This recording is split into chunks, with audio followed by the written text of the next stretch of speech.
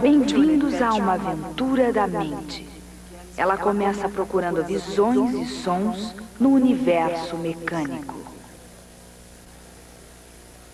Existem certas atividades humanas que a mente associa a lugares particulares, porque de alguma forma é mais comum que elas aconteçam lá. Por exemplo, se eu gostasse de jogar, eu não jogaria pôquer numa sala qualquer. Eu viajaria para Monte Carlo e iria jogar a roleta num cassino. Da mesma maneira, quando eu penso em tênis, eu penso em Wimbledon. Para corridas de cavalo, pensa-se no Kentucky Derby. Para óperas, no Scala. Em física, se você quer estudar física, o lugar é Caltech. É para isso que estamos aqui. Vamos começar.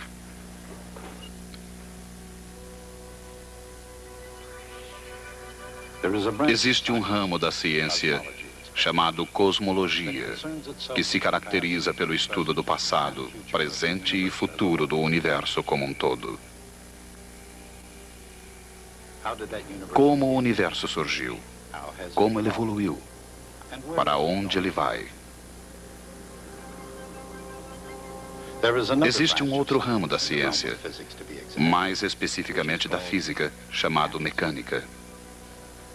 A mecânica se preocupa com algo não tão filosófico, mas nem por isso menos profundo.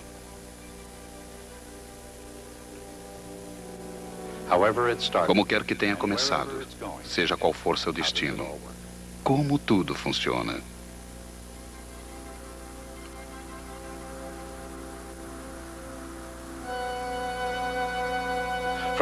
Da menor partícula ao maior agrupamento de galáxias, o que mantém tudo em funcionamento? Acelerando, brecando ou movimentando-se em frente, porque tudo se comporta dessa forma.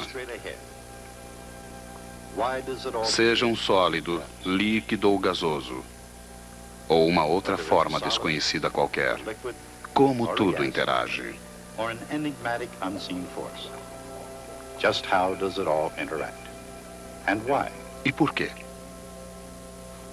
Todas essas perguntas, desde a mais simples até as mais profundas, não são de forma nenhuma recentes.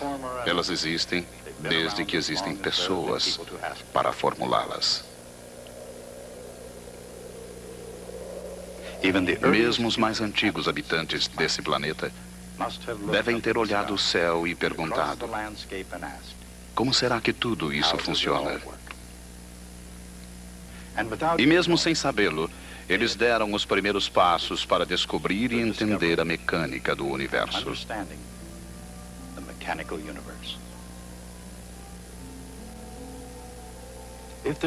Se houver uma chave para entender a mecânica do universo, ela deve ser encontrada no domínio da matemática. E entre as antigas civilizações não existiram maiores matemáticos que os antigos gregos. O trabalho dos matemáticos gregos ajudou incomensuravelmente no avanço da ciência. No cálculo da área do círculo, por exemplo, trabalharam tanto que acabaram finalmente obtendo o número π. Apesar de, ou talvez por causa dessas brilhantes descobertas, os gregos ficaram para trás. Uma vez que a sua idade áurea terminou, eles atribuíram um valor menor para as perguntas do que para as respostas. Assim como as perguntas eram poucas, o homem acabou adotando a mecânica de Aristóteles com as ideias de Platão. Em seguida, o sistema de Ptolomeu, onde os planetas giravam em torno da Terra uniformemente, foi adotado por ser tão adequado ao conhecimento vigente. E ele sobreviveu, sem contestação, até a Renascença. Os dirigentes intelectuais da civilização ocidental adotaram o padrão cíclico conforme o ideal platônico. A pergunta não é realmente por quê, a menos que seja por que mexer com a perfeição. A resposta é como. Como 1500 anos após Ptolomeu, a ideia de circunferência perfeita caiu. E o que deve parecer uma outra contradição da lógica, como que um novo mundo tomou forma no candinho da Revolução Científica. Ela começou quando um monge polonês extremamente curioso, Nicolau Copérnico, olhou para as estrelas e viu as coisas de uma forma diferente. Entre outras coisas, no sistema solar de Nicolau Copérnico, a Terra orbitava em torno do Sol, e não ao contrário.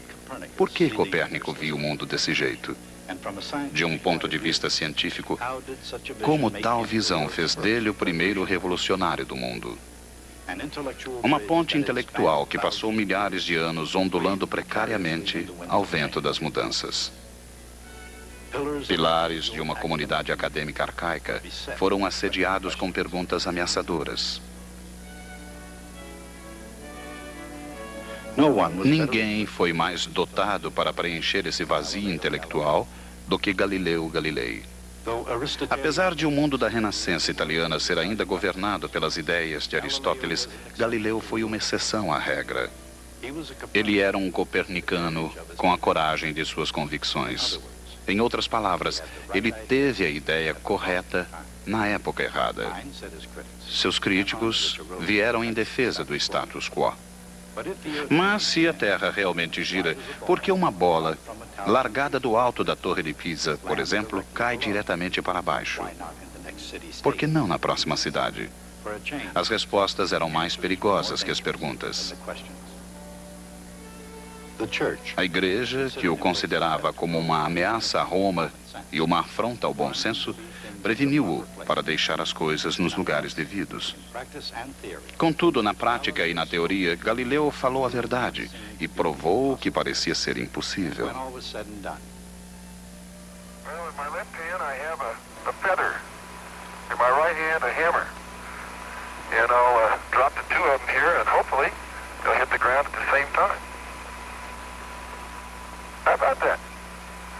Mr. Galileo was correct in his findings. As descobertas de Galileu não eram só corretas. Elas se tornaram na história um exemplo espantoso da imaginação científica em funcionamento. Com sua mente brilhante voltada a explicar o universo em termos científicos, os experimentos de Galileu levaram-no a descobrir a lei da inércia. Com inusitada visão física, ele previu corretamente a trajetória parabólica dos projéteis, bem como as leis dos corpos em queda. Ainda hoje, quando se discutem esses assuntos, muitas questões que estão por trás dessas experiências são tão desafiadoras quanto eram há 3 séculos atrás. Como Galileu calculou a trajetória dos projéteis? E fazendo isso, como ele começou a projetar a matemática profundamente no futuro? Nos dias em que ver era crer, como ele ousou contradizer o óbvio sobre corpos em queda? Como podem a pena e o martelo atingir o chão ao mesmo tempo? E por que, quando em 1633 Galileu caiu em desgraça, seu julgamento afetou todo o mundo?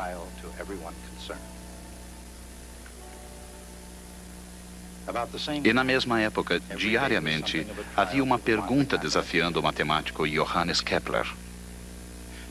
Para um homem em quase constante luta, numa vida de doenças, de pobreza, de perseguição política e sujeito ao espírito maldoso de seus colegas, a simples existência já era algo de desafiador. Certamente, nenhum homem jamais se sacrificou tanto para captar a verdade científica. Por outro lado, nenhuma outra descoberta do homem jamais foi tão recompensadora como a das leis de Kepler. A lei das elipses. A lei das áreas iguais. E a terceira lei de Kepler, do movimento dos planetas, a lei da harmonia. Com suas leis do movimento planetário como chaves, Kepler entrou na câmara secreta do cosmo. No entanto, explicando apenas o como, ao invés de o porquê o sistema solar funciona, ele foi destinado a permanecer na soleira da mecânica do universo. Era chegado o momento de outra pessoa aparecer e dar o passo final. E nessa trajetória, que nos levou diretamente à Lua, veio Isaac Newton com suas cruciais perguntas. Por que uma maçã cai? Se a maçã cai, por que não o faz também a Lua? E se a maçã e a Lua caem pela mesma razão, por que a Lua não se choca contra a Terra como uma maçã?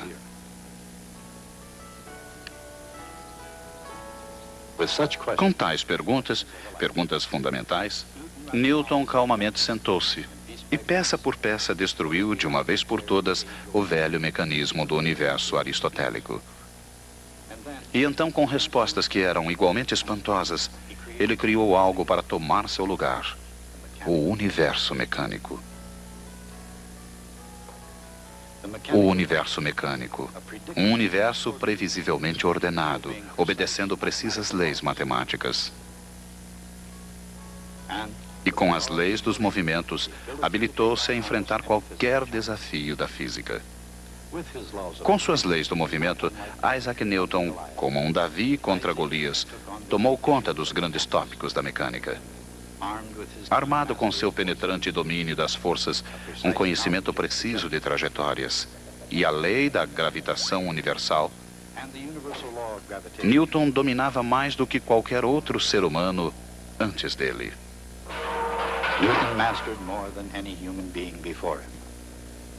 Por isso, ele mereceu atenção especial e um considerável número de seguidores. Entretanto, em ciência, as respostas pertencem ao passado. O futuro pertence às perguntas que a ciência levanta.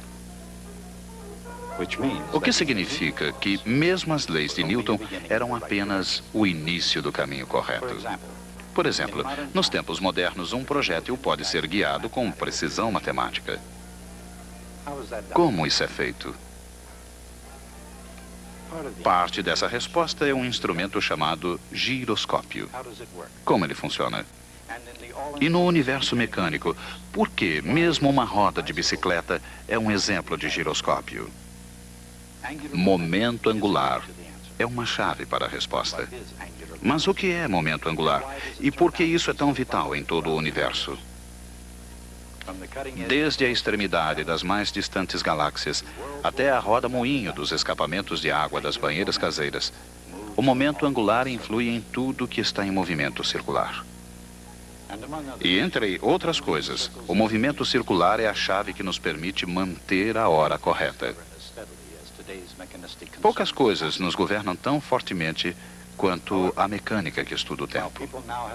Embora o homem tenha mais tempo à mão hoje, a preocupação com ele não é um fenômeno recente. Na verdade, o que é recente é o fenômeno do tempo preciso.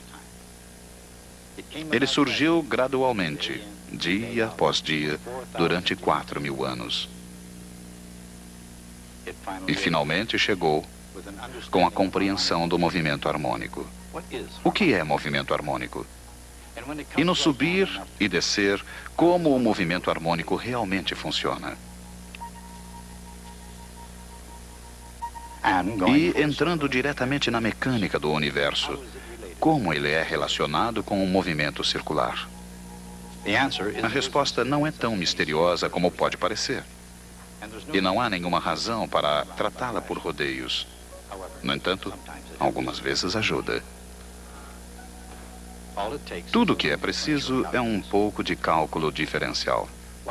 Enquanto o cálculo diferencial de Newton infiltrou-se e alargou-se na mecânica do universo, a extensão de sua generosidade era consideravelmente mais estreita. O barão Gottfried Wilhelm Leibniz percorreu as paisagens europeias com a confiança suprema e tinha um bom número de motivos para isso. Como diplomata e matemático alemão, Leibniz foi tão bem sucedido que Voltaire o caracterizou como um exemplo de otimismo. Extrovertido, bastante aceito pelas mulheres, Leibniz não tinha nada em comum com Isaac Newton, exceto a descoberta do cálculo. Havia muito espaço no prato de Newton para que ele aí pusesse um pouco de bondade. Ele se achava merecedor de gentilezas, afinal de contas ele tinha criado as leis do movimento, a lei da gravitação universal, o telescópio refletor, uma explicação teórica da luz e cor. O número de suas conquistas era extenso para se listar.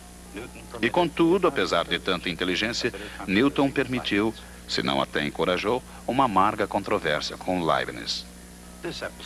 Esse episódio é apenas um dos emocionantes dramas do universo mecânico que ameaçou a reputação de um homem e a sanidade de outro. Mas ele também ilustrará um dos curiosos paradoxos escondidos no coração humano da ciência. Por exemplo, enquanto que os cientistas não são sempre racionais, o ambiente científico quase sempre o é. De fato, um laboratório de física é onde a natureza se revela na forma mais racional. Comparado a Newton, o que o cientista moderno faz? Além das definições bem-intencionadas dos livros, qual o método da ciência? No mundo real, como o método científico realmente funcionará? Algumas vezes ele começa com um pequeno recipiente de óleo, um pote de ferro, uma metodologia regular, um pouco de criatividade e, talvez, um toque de genialidade. Algumas vezes, apesar de raramente, o resultado é tão significativo quanto o valor da carga do elétron.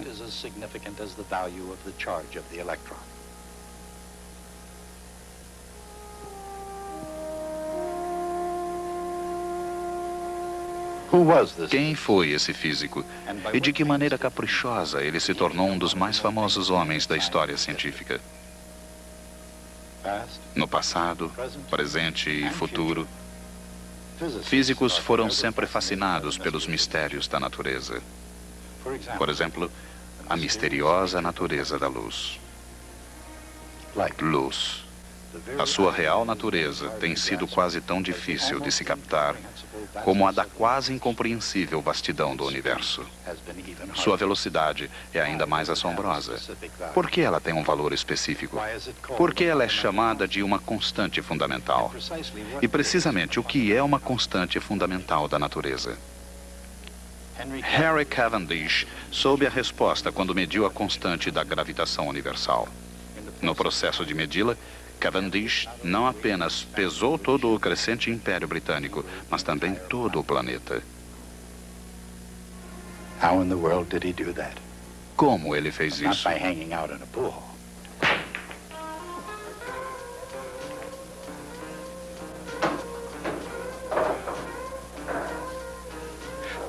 Estes homens seguem leis, embora não de forma exatamente legal.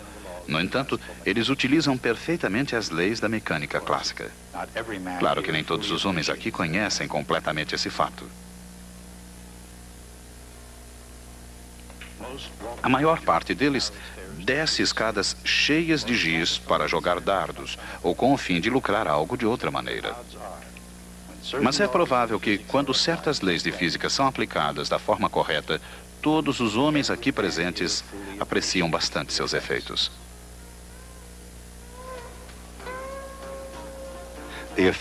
Os efeitos dependem da lei da conservação do momento. E da mesma forma, como o jogo de bilhar, ela também teve origem na França.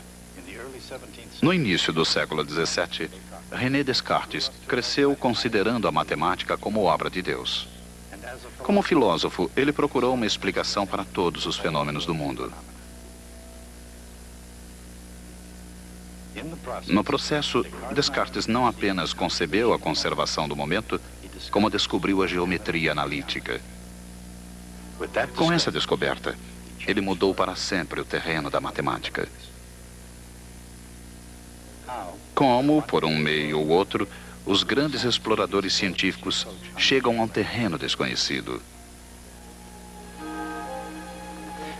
E quando alguma coisa já foi descoberta, como outra pessoa pode apoderar-se dela e exigir o crédito da sua descoberta?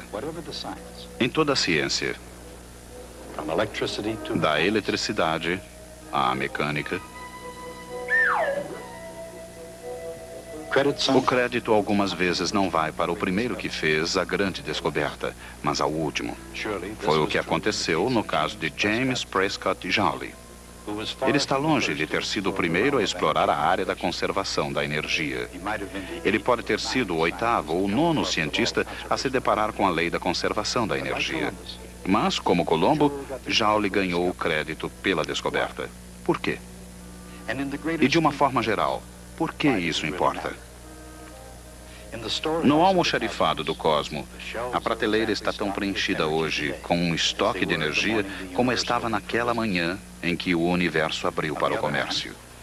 Por outro lado, se a energia nunca se perde, por que os músculos ficam cansados? E por que as massas caem? A energia mecânica, como os exercícios em geral, tem muito a ver com velocidade e posição. Por outro lado, a determinação da posição de um navio à deriva sempre foi um desafio no universo mecânico. Eletrônica complexa, sistemas precisos de rastreamento, pessoal altamente qualificado. Esses são os recursos da Guarda Costeira dos Estados Unidos. Além disso, atrás do que é visto, há as ferramentas da análise vetorial. Numa crise ou numa sala de aula, como pode a matemática vetorial ajudar?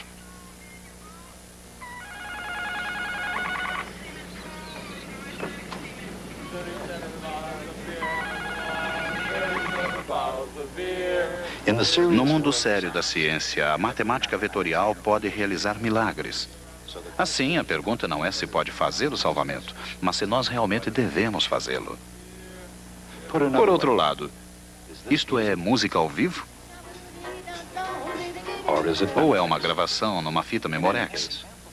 De qualquer forma, um comercial clássico de Memorex ilustra claramente tanto uma reprodução excelente como o fenômeno físico da ressonância. O que é ressonância? De que maneiras ela se manifesta no universo mecânico? E por que uma mera voz humana, mesmo que seja a poderosa voz de Ella Fitzgerald, produz tão destrutivos resultados? No amplo espaço do universo mecânico, quais são outras formas de sons e de violência? Esse trio fez uma jornada que superou todos os exploradores terrestres desde os primeiros passos em direção ao desconhecido. Seus destinos foram determinados por engenheiros e cientistas, técnicos e visionários, pesquisadores e pilotos de testes, e pelos melhores planos e materiais disponíveis. Além do próprio foguete, uma outra pergunta surgiu. Como é possível chegar daqui até lá? Historicamente falando, foguetes não vão a lugar algum sem um bom plano por trás deles. E mesmo hoje, eles não iriam muito longe sem a mecânica clássica. Quem são os navegadores espaciais? Além do mundo que conhecemos, o que eles procuram? E mais surpreendentemente, o que eles acham? A partir de Johannes Kepler, cientistas celestes podiam calcular os movimentos no sistema solar, mas o milagre da era espacial está fazendo o céu se tornar transitável e possível. Isso pode ter sido o que os pais da mecânica clássica sonharam, e é o que os navegadores espaciais fazem. De certo modo, todos os cientistas são navegadores e exploradores. A procura, de uma forma ou outra, tem sido sempre o destino humano. A estratégia sempre teve algo a ver com o ensino e aprendizado, com imaginação e lógica, com tentativas e erros, com o arriscar e ir ao limite. Não só a estratégia, mas o próprio universo pode tornar-se um tipo de jogo cósmico. Ao longo dos anos, pode-se citar alguns jogadores impressionantes. Alguns jogaram segundo as regras e alguns fizeram suas próprias regras. Mas todos compartilharam a necessidade comum. Eles precisavam jogar o jogo. Joga-se há muito tempo. E, de certo modo, o jogo nunca terminará. Eu acho que nosso assunto, mecânica clássica, é a parte mais importante descoberta na história humana. Antes de ela ter sido descoberta, a visão do universo era aquela que nós recebemos dos antigos gregos, principalmente nas palavras de Platão e Aristóteles. Naquela visão, as esferas de cristal do céu eram imutáveis, serenas, eternas e perfeitas. Apenas aqui embaixo, na Terra, existia confusão, decadência, desordem e morte. Era uma visão que foi literalmente projetada para nos colocar em nosso lugar. E esse lugar, a Terra, estava no centro do universo. E nós poderíamos facilmente nos imaginar como sendo o propósito da criação. Vieram então Copérnico, Kepler, Galileu e Newton. E quando eles terminaram seu serviço, nós morávamos num grão de poeira numa galáxia abandonada num canto perdido dos confins do universo. Nunca em seus impetuosos sonhos, Platão e Aristóteles pensaram em fazer-nos isso. A vida hoje não é muito diferente daquela de 2 milhares de anos atrás. Na sua essência, a condição humana não mudou muito.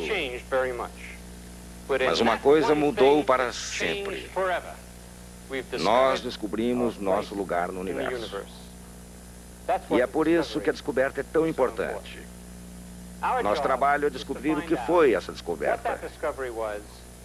Como foi feita e por quem. E vamos começar por uma das mais importantes descobertas feitas por Galileu Galilei, quando nós nos encontrarmos aqui na próxima vez.